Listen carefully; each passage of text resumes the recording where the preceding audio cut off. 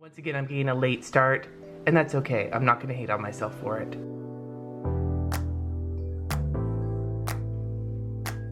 Hi everybody, today is February 26th. It is Tuesday, day 26 of Plan As You Go, where I show how I use my bullet journal, my Erin Condren horizontal, and my power sheets in tandem for an entire month.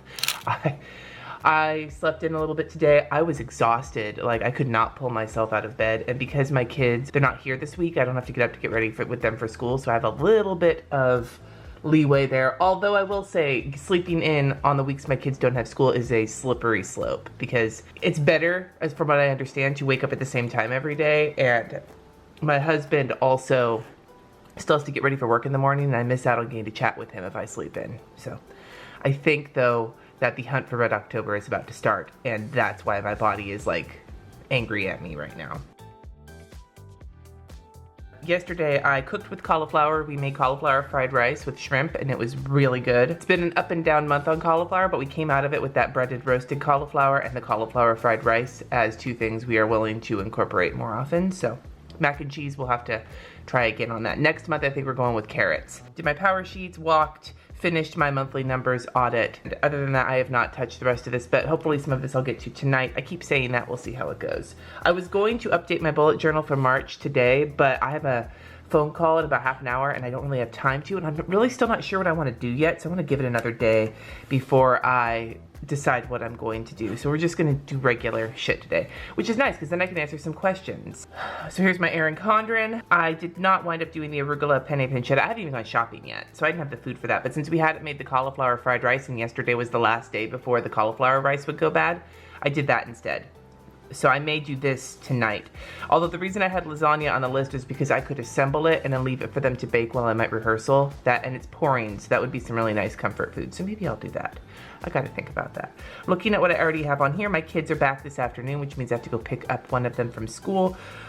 I have a phone call, like I said, in about half an hour. I have rehearsal tonight, and my patron calendar goes live today, which means I need to update the Google Calendar. Now, yesterday, what did I do? I did my Power Sheets check-in. I planned out my videos, but we did not schedule days off. And I did do all of the damn laundry. I did all of it. I did all of it. I'm so proud. It was like 5 loads. Holy shit. Looking at this, what do I need to do today? And looking at my calendar. So inbox is something that needs to happen today because it didn't happen yesterday. I need to finish up some back-end email stuff that I have been kind of working on over the past month or so. I just need to finish that today. And I need to go to the grocery store. Those are the 3 things I kind of need to add on to here on top of filming this video. And so I'm gonna get those put in right now. And while I'm doing that, I'm gonna answer some of your questions. One of the questions is from Mrs. Hobbs, who said, what type of museums do you like to visit? And this is because yesterday I was talking about, during my Power Sheets, trying to take time for myself to go to museums and coffee shops by myself. Artist dates is what they call it in the artist way. That's just something I'm thinking about doing. She wanna know what kind of museums, I think that's upside down. What kind of museums I like to visit. I like to visit all sorts of museums. I love art museums. I love art museums of any type, especially modern art. Like, I'll go to any kind of art museum and love it, but modern art museums are my favorite. There is one that is nearby called the DeRosa. It's like a little bit more eclectic. So much fun. But the Museum of Modern Art in San Francisco, and there's other museums. I'll go to any museum though. Even like the Museum of Natural History in New York with the dinosaurs, fuck yeah, I'm all over that. So any kind of museum. The one thing I will say though about museums is that I am not a fun museum partner. I am actually somebody who probably is best off going to museums by myself because I like to stop and like absorb the art or whatever it is I'm looking at. I remember going to, I think it was the Met. No. The Guggenheim in New York, the spiral one. And there was a couple of exhibits there I was super into, and I went to it with my husband and his parents because they live on Long Island. They were behind me chatting with each other, and I was up ahead like walking along. I don't stop and look at everything. I find the things that kind of call to me. So I was stopping in front of some of the things that had called to me and kind of absorbing them, and I wasn't being social at all. I was quiet and just absorbed in looking at the art. And my husband kind of pulled me to the side and was like, you're not hanging out with my parents, dude. What are you doing? And I'm like, I'm not here to hang out with your parents. I mean, I'm here in New York to spend time with your parents, but we're at a museum. I'm here to look at the museum shit. And he was like, yeah, but you're being rude. You're not hanging out with my parents. I'm like, that's not why I'm here. If you wanted to hang out, we should have gone to a restaurant or something. Anyway, that's how I am in museums. I am not a conversationalist. I am a leave me alone so I can absorb the stuff I'm looking at kind of person.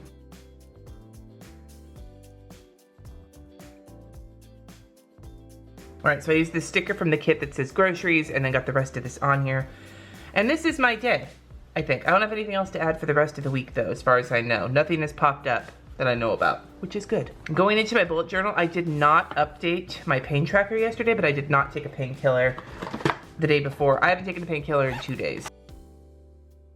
Hopefully we can keep a streak going. That would be fabulous. Maybe that's why I'm ending Plan As You Go feeling like really good about it, because my painkiller situation has been okay. Today's doodle is grapes.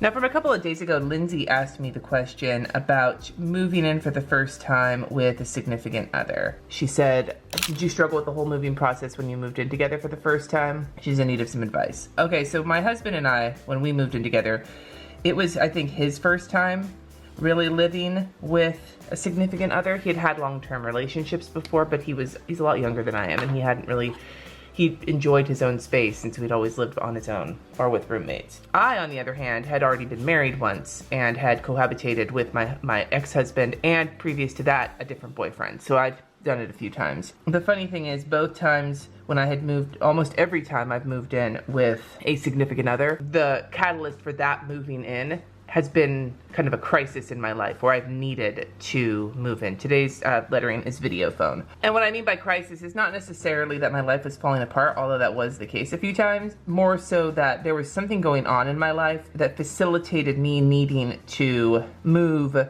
faster than maybe I had intended to. And so I never actually spent a lot of time planning these moves. We just found a place and moved in to get me out of whatever situation was the problem. And this happened all 3 relationships that I've lived together. So I never really had that planning phase to think about. So I'm not sure if I have some good advice for that. But what I do have advice for you is on the actual process of moving in together, making sure that it's as smooth as possible.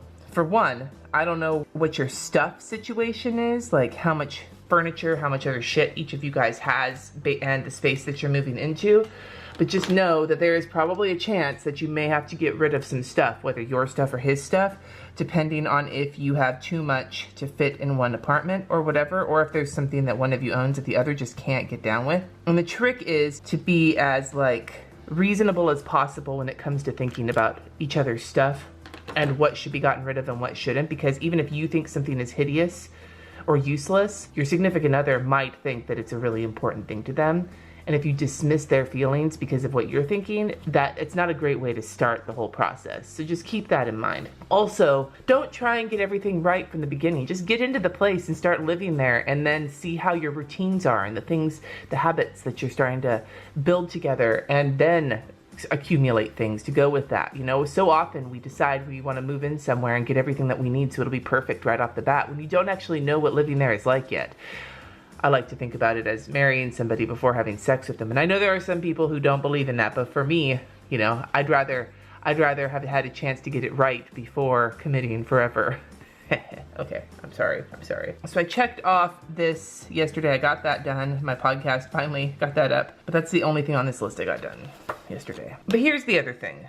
And this is having to do with moving in with somebody. As much as you love somebody, as much as you know, my husband and I'm so glad to be living with him.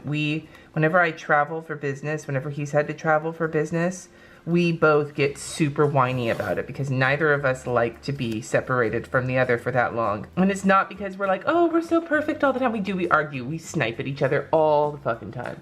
But for me and for my husband, being able to sleep next to each other at night is a key piece of our relationship. It is one of the things that sustains us during the day. Because of that, it keeps us from, for the most part, when we do argue, we try not to go to bed angry, mostly because there have been times where one or the other of us have been like, oh, I'm so mad I'm not gonna sleep in the bedroom, and then we both hate it. We generally don't do that. But maybe where I'm going with this whole little story is that you need to remember that you're moving in with another person, and as much as you spend time with them and as much as you've been around them for the time you've been dating or whatever, you still don't know the part of them that is them when they're living at home because you haven't lived with them yet.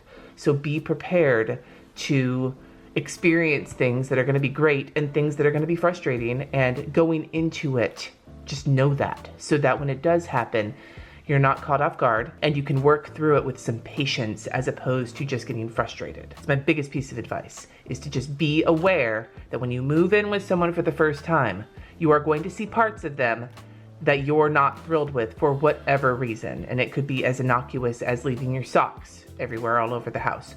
Or it could be more frustrating as, you know, I don't know, some other thing. But like, when it does happen though, if you know it's coming, something is coming, then you're prepared in advance to be a little bit more patient, because it is who that person is and you need to get used to it. Trust me when I tell you, changing someone to be the way you want them to be never, ever works. Changing them just leads to more frustration and heartbreak down the road. So don't do that, or don't even try. Just find ways to get around it.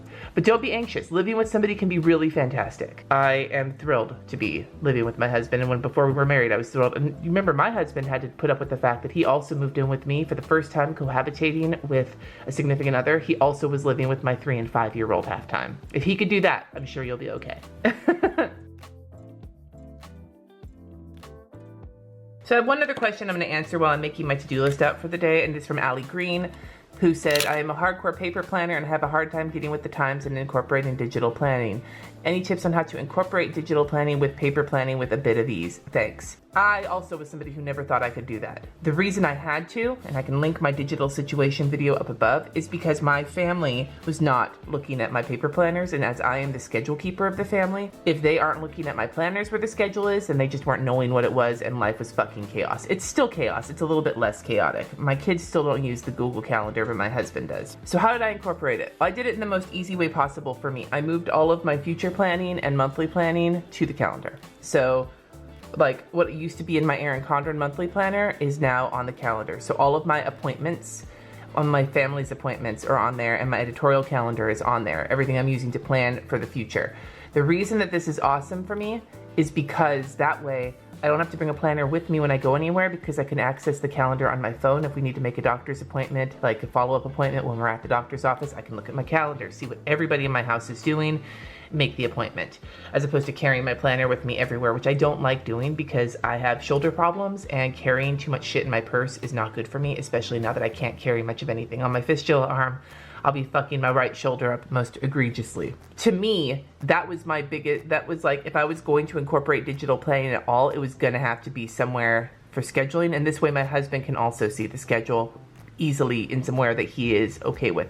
And then I save all of my weekly planning, my to-do lists, my project planning on my paper planners. So that's how I did it. I hope that maybe that's something that you would be able to do. I'll link also up above in the cards my video where I was kind of looking at all the shit going on and figuring out the best way to, like, what my planners should be doing for me and how I did that, because that plus my digital video will kind of explain better for you how I digitally plan and paper plan at the same time, and why I do things the way that I do.